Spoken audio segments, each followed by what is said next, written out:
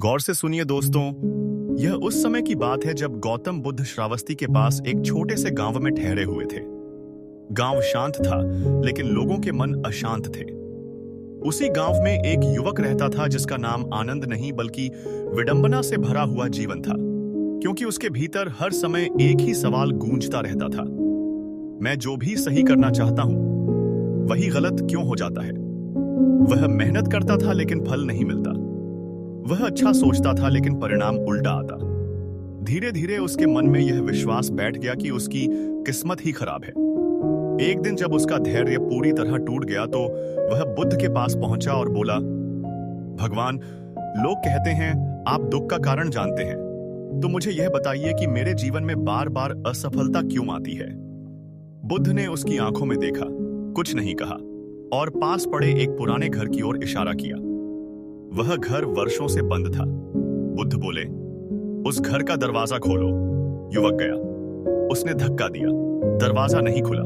उसने और जोर लगाया, दरवाजा फिर भी नहीं खुला। वह थक कर लौटा और बोला, दरवाजा बंद है।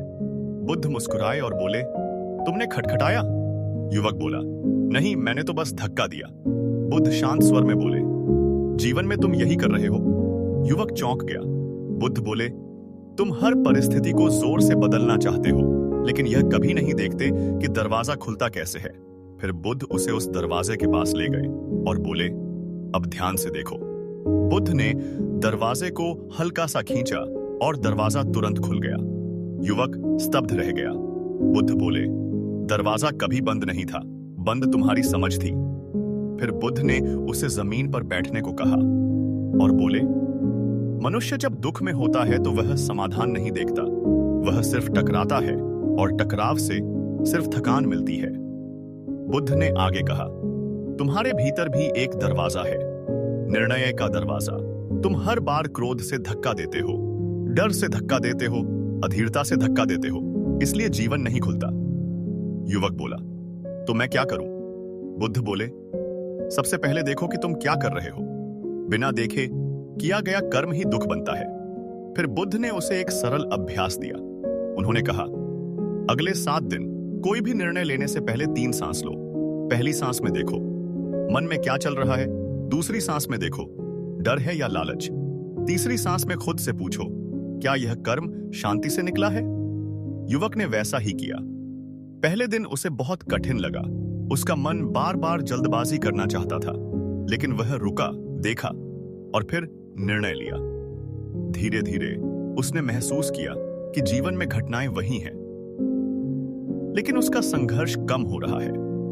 7वें दिन वह फिर बुद्ध के पास आया और बोला, भगवान, मेरी समस्याएं मां पूरी तरह खत्म नहीं हुई, लेकिन अब वे मुझे तोड़ नहीं रही। बुद्ध मुस्कुराए और बोले, मैंने तुम्हारी समस्याएं बदलने का वादा नहीं किया था, मैंने तुम्हारी दृष्टि बदली है।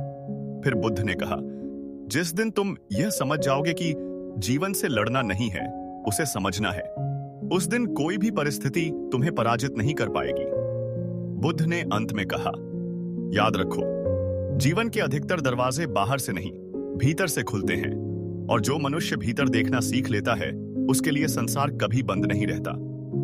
यह सुनकर युवक की आंखें नम हो गईं, क्योंकि पहली बार उसे लगा कि उसकी जिंदगी अभिशाप नहीं थी, उसकी अधीरता थी। और उसी क्षण उसके भीतर का सबसे भारी दरवाजा, अज्ञान का दरवाजा, धीरे से खुल गया और वहीं से उसकी असली यात्रा शुरू हुई।